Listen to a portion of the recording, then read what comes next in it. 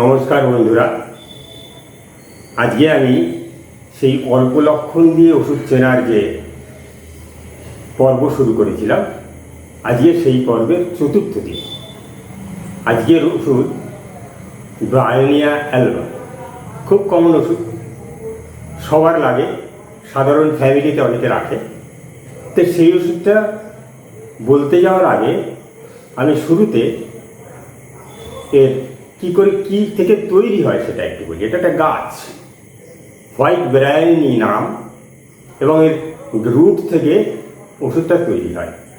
গাছটা ক্রিপার, মানে যেমন লাউ কুমড়ো গাছ হয়, ঠিক সেই ধরনের গাছ। আর শিকড়টা 2 ফুট মতো লম্বা এবং মোটা 3 থেকে 4 ইঞ্চি। বোঝাই যাচ্ছে প্রচুর জল শোক করে, এবং এর রঙটা ইয়েলোইশ কালার, কখনো পূরণ হলে একটি গ্রেইশ ইয়েলো হয়। এই হচ্ছে ব্রায়োনিয়া গাছের শিকড়, এর থেকেই ওষুধ তৈরি হয়। তো আজকের সিমটমস, আজকের ওষুধ যেটা বলবো সেটা হচ্ছে ব্রায়োনিয়া অ্যালবা হ্যানিম্যানিয়ান স্টাডি সার্কেলের পক্ষ থেকে আমি ডক্টর ডি.কে. হালদার চতুর্থ পর্ব নিয়ে এসেছি।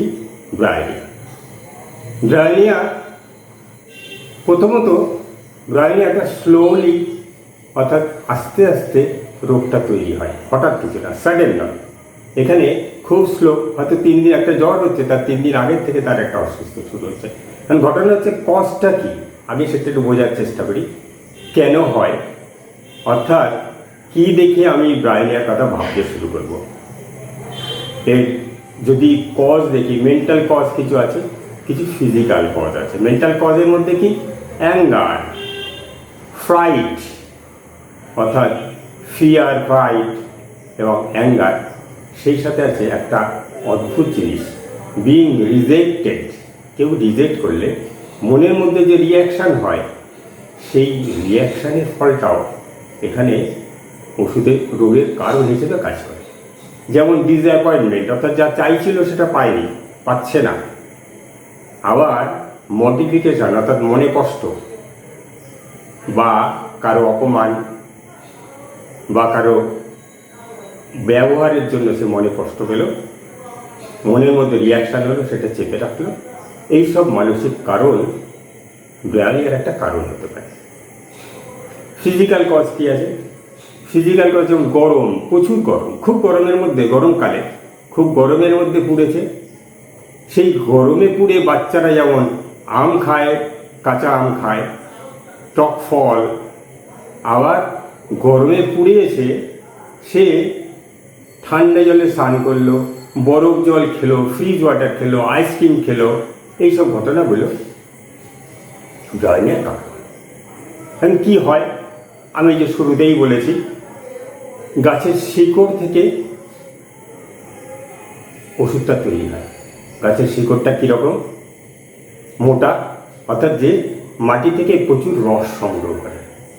এই ব্রায়োনিয়া যখন কেস শুরু হবে, সেই রুগীর মনে হবে ফার্স্ট শুরুতেই যে 2-1 দিন ধরে যেন কারণ জল পিপাসা বেশি পাচ্ছে, ভিতরে এলো টানছে, অর্থাৎ ভিতরের টান, অর্থাৎ ভিতরের রস যেন শুকোচ্ছে, এরকম একটা ফিলিংস। সেই সাথে সাথে একটা উইকনেস গ্রো করবে। এইভাবে শুরু হয় ব্রায়োনিয়া, এবং 2 দিন 3 দিন যেতে যেতে, যেহেতু slowly and insidious ins onset, সেই জন্য এই স্লো অ্যাগ্রাভেশনের বা স্লো রোগটা তৈরি হওয়ার সূত্র ধরে আমি যদি এগোই, তাহলে বলবো আস্তে আস্তে হচ্ছে কীরকম হচ্ছে, হঠাৎ ওইসব করে দেখা যায় আস্তে আস্তে সে উইক ফিল করছে, দুর্বল ফিল করছে, মুখ শুকিয়ে যাচ্ছে। দ্য ফার্স্ট সিমটমস আমি এখানে বলবো dryness of the whole alimentary system. তার মানে মুখের ঠোঁট থেকে একদম মলদার পর্যন্ত সর্বত্র শুকিয়ে গেছে, এত শুকিয়ে গেছে মানে ঠোঁটটা যেন ফেটে যাবে, ড্রাই, ফেটে যাবে, এবং মুখ যেন কাঠের মতো একটা শুকনো হয়ে গেছে, ড্রাই, যেন একদম চামড়ার মতো হয়ে গেছে জিভ। ভিতর থেকে ড্রাইনেস হওয়ার ফলে এর সাথে এর অ্যাসোসিয়েটেড যে সিমটমসগুলোকে ধরে, সেটা হচ্ছে রেসপিরেটরি সিস্টেম, অর্থাৎ সর্দি কাশির মধ্যে একটা শুকনো ভাব থাকে, এবং ইউরিনারি সিস্টেম, অর্থাৎ সেখানে ইউরিনটাও কমে যাবে, গিফট কালারের অল্প ইউরিন হয়। পায়খানা কিরকম হবে? শক্ত কড়ি কড়ি, বা এত শক্ত হবে যেন বেরোতেই চায় না। আর মুখটা তো ফেটে ফেটে যাবে এরকম মনে হয়, আর প্রচুর শুকনো। সেই জন্য তাকে প্রচুর জল খেতে ইচ্ছে হয়, কিন্তু জল খেতে চায়, কিন্তু সেই পেশেন্ট তার শরীরে জল শুকিয়ে যাওয়ার জন্য তার মধ্যে কতগুলো পরিস্থিতি তৈরি হয়, সে নড়াচড়া ভালো লাগে না, তাই জন্য সে মুভমেন্টও চায় না। জল যে চেয়ে খাবে এই মানসিকতাটাই তার থাকে না। জল চাওয়ার জন্য যে কষ্ট করতে হবে সেই কষ্টটাও সে করতে চায় না। তাহলে ফার্স্ট সিমটমস ড্রাইনেস। ড্রাইনেসের জন্য কি কি হবে? তার থার্স্ট থাকবে, প্রচুর জল পিপাসা। যেহেতু সে নড়াচড়া ইচ্ছে করে না, অনেকক্ষণ পরে পরে কেউ যদি এসে বলে একটু জল খাবে, তখন সে খেলো, হয়তো এক গ্লাসই খেয়ে ফেলবে। জিভটা দেখা যাবে ময়লা। এখানে একটা কথা বলে রাখি, জিভটা যদি ওই যে শিকড়টা যদি কাটি, তার ভিতরটা সাদা, উপরটা ইয়েলোইশ। সিমিলারলি এই পেশেন্টের যখন জিভটা দেখব, যদি দেখি কস্ট আর গ্যাস্ট্রিক সিমটমস দেখব, অর্থাৎ পেট দিক থেকে অরিজিন, তাহলে সেই ক্ষেত্রে আমরা দেখব যে জিভটা সাদা। যদি আদার কজ থেকে হয় তাহলে সেক্ষেত্রে কিন্তু জিভটা ইয়েলোইশ, অর্থাৎ ব্রাউনিশ ইয়েলো হতে পারে। এগুলো জিভটা শুকনো আর প্রচুর জল খেতে চায়, এটা গেল 1 নাম্বার। দ্বিতীয় হচ্ছে কি, তার স্টুল হার্ড শক্ত। 3 নাম্বার হচ্ছে তার ইউরিন কমে যায় এবং স্ক্যান্টি। 4 number pen. এর যে পেন আছে, যে কোনো জায়গায় যে কোনো পেন হলে সে পেনটার ক্যারেক্টার হচ্ছে স্টিচিং অ্যান্ড টিয়ারিং। বলেছি পেন, স্টিচিং, টিয়ারিং। কোন পেন? সে ব্যথাটা গলা ব্যথা, টনসিলাইটিসের পেন হতে পারে, কাশতে গিয়ে বুকে ব্যথা হতে পারে, আবার হাঁটু ব্যথা, যাদের হাঁটু ফোলা হাঁটু ব্যথা তাদের হাঁটু ব্যথাও হতে পারে, সেটাও স্টিচিং পেন। যে কোনো পেন স্টিচিং। যেমন বুকে কাশতে যদি বুকে ব্যথা লাগে, ব্যথাটা যেন খোঁচা মারছে, যেন পিন মারছে। আর কি হতে পারে?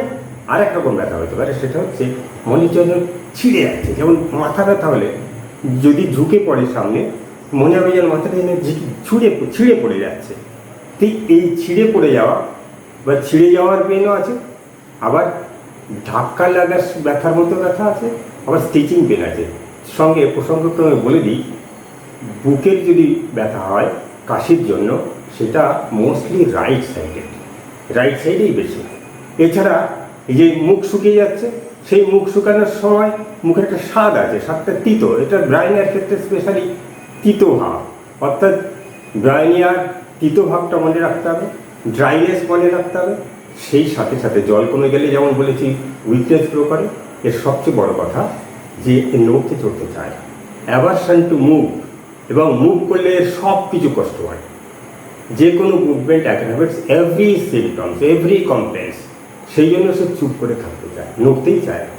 নড়াচড়া তার যেন একটা কষ্টের বিষয়, সেই জন্য সে ভাবতেও চায় না নড়ার কথা।